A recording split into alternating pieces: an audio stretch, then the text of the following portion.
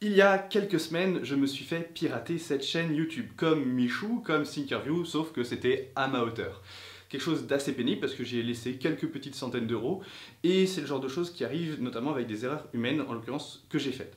Je vais t'expliquer donc comment tu peux éviter ça à ton tour assez facilement parce que vraiment c'est tout con. En l'occurrence, je vais demander de l'aide à un autre youtubeur tiktoker qui est Scrowhacking. Je mettrai ses références dans la description, tu vas voir, tu vas apprendre plein de choses sur la cybersécurité et son contenu est juste ouf. Juste avant, laisse-moi te dire de t'abonner pour avoir plus de contenu puisque ça fait un petit moment que j'ai pas pu poster à cause d'un déménagement, mais là le retour est là et on va envoyer du très lourd niveau développement personnel notamment.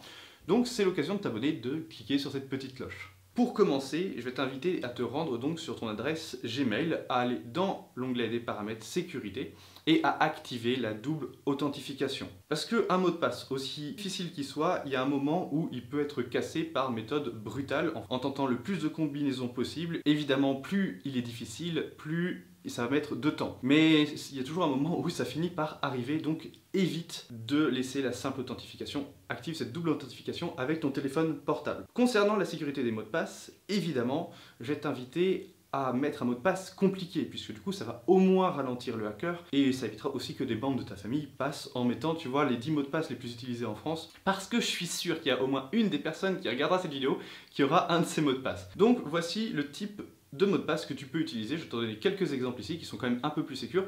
Tu utilises la même forme, la même fonction en remplaçant des lettres par des chiffres ou des chiffres par des lettres, en alternant majuscules, minuscules et en rajoutant le plus de symboles un peu compliqués, notamment en utilisant la touche Alt-GR qui va te permettre vraiment de bourriner à ce niveau-là. Plus c'est long, mieux c'est, et après, pour toi, pour les retenir, soit tu les écris sur un petit papier et donc tu les sécurises physiquement. Sinon, tu vas les sécuriser dans un fichier que tu vas crypter par la suite, mais tu auras au moins besoin d'un mot de passe pour les atteindre, et donc celui-là, il faudra le retenir. Évidemment, si tu apprends tes mots de passe et que tu les retiens dans ta tête, c'est ce qu'il y aura de mieux, mais c'est pas ce qu'il y a de plus fiable. Là, on a bien sécurisé globalement le compte, mais il y a des choses que tu dois savoir, notamment concernant la sécurité. En gros, moi je me suis fait avoir en téléchargeant une extension de logiciel pour pouvoir faire du montage, et j'étais pas été sur le site officiel, et donc ce qui se passe quand tu fais ce genre de choses, je pensais que c'était un truc de confiance, ça l'était pas du tout, c'était une reproduction du truc. J'ai téléchargé le truc, et je me suis retrouvé avec un petit cheval de Troie qui m'a bien fait chier. Je me suis fait vraiment défoncé sur tous les points. C'est-à-dire que je me suis retrouvé avec des comptes Instagram où j'ouvre mon Insta et je vois des culs, c'est le genre de choses qui me fait pas spécialement plaisir. Tu t'en doutes vu la teneur de la chaîne. J'arrive sur mon Discord, je vois que je suis en train d'envoyer des messages, publier des NFT un peu dans tous les sens, etc. etc. Il s'est servi sur tout. Il a tout utilisé, et en vrai, heureusement que ce hacker, en fait, c'était pas un très bon informaticien, un très bon hacker, parce qu'en fait, je pense qu'il a acheté le logiciel puis s'est mis à l'utiliser, parce que du coup j'ai pu le trouver. Notre petit farceur venait de Turquie, il a pu prendre quelques centaines d'euros avant que je les récupère grâce à Paypal, mais en tout cas il a pu se faire plaisir sur mon appareil avant que je puisse le désinfecter, parce que évidemment, quand est-ce que c'est arrivé? Un vendredi soir, donc avant le week-end, où les informaticiens du coin étaient en week-end et donc ne travaillaient pas. J'ai dû attendre le lundi pour aller chez un informaticien, lui donner mon ordinateur, pour qu'il puisse le désinfecter. C'est toujours un plaisir. Donc, quand tu connais pas, tu télécharges pas, tu fais vraiment très attention à ce que tu télécharges et d'où ça vient. Pareil, tes pièces jointes sur tes mails, fais bien attention d'où ça vient. Et enfin, évidemment, quand tu cliques sur un lien, autrement dit dans un mail, ça s'appelle de l'hameçonnage et tu peux te faire niquer de la même façon en fait. Je te montre une petite démonstration et tu vas voir que c'est très rapide, et avec ça, le hacker a accès à absolument toutes les fonctionnalités qu'il y a sur ton ordinateur, et tu auras beau avoir mis des mots de passe, il passera complètement au travers. C'est pour ça que, après le double authentification et des mots de passe forts, je te conseille de te déconnecter le plus souvent possible de tes sessions. Plus tu te déconnectes, mieux c'est. Et pareil, tu nettoies les cookies assez régulièrement, c'est aussi simple que ça. Mais maintenant, je vais t'expliquer aussi qu'est-ce que tu peux faire quand ça t'est arrivé comme moi, et surtout les merdes qui me sont arrivées dans mon cas. Le premier truc que la personne a fait, c'est qu'elle s'est amusée à mettre des vidéos YouTube sur ma chaîne YouTube.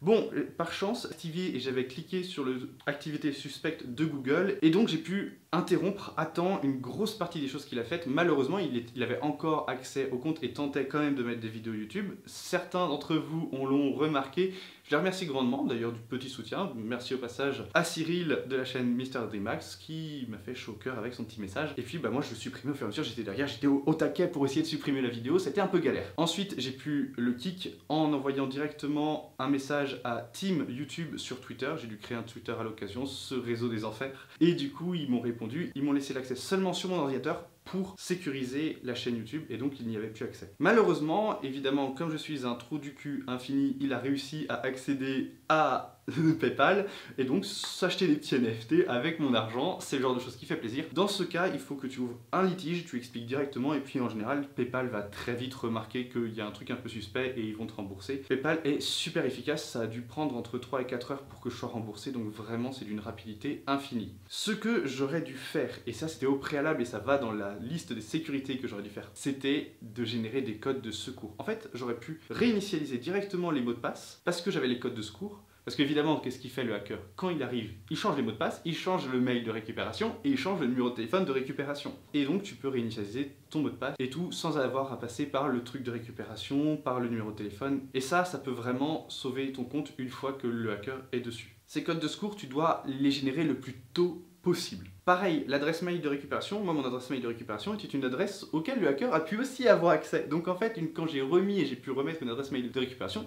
il sait faire plaisir.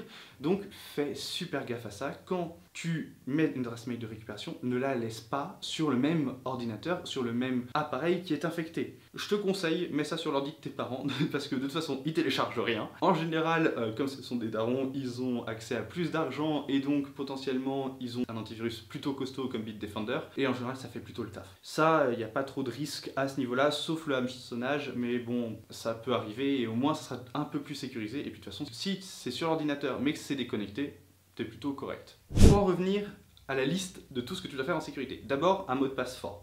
C'est la première chose par laquelle tu vas commencer.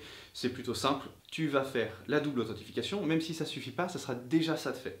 Troisièmement, tu génères tes codes de secours et tu les imprimes. Quatrièmement, tu te déconnectes le plus souvent possible. Et cinquièmement, sans doute le plus important, parce que si tu fais ça déjà, normalement, tout le reste, on n'a pas besoin. Ne clique pas sur des choses suspectes, ne désinstalle pas, ne mets pas en veille ton antivirus, ton pare-feu, tout ce genre de choses. Si tu vois ça, tu sais que tu es sur un truc malveillant. À partir de ce moment-là, déjà, normalement, tu devrais être en grande sécurité. J'en profite toujours pour remercier Team YouTube sur Twitter qui m'a sauvé le cul très vite. Ils ont été super efficaces. Et pareil, Cyril, comme je l'ai dit auparavant, qui m'a mis un petit message qui a fait chaud au cœur. Voilà l'ami, j'espère que cette vidéo t'a bien aidé. Dis-moi en commentaire si tu as déjà eu ce genre de choses, c'est-à-dire en termes de hackage et compagnie. Et puis au plaisir sur une prochaine vidéo. Allez, ciao!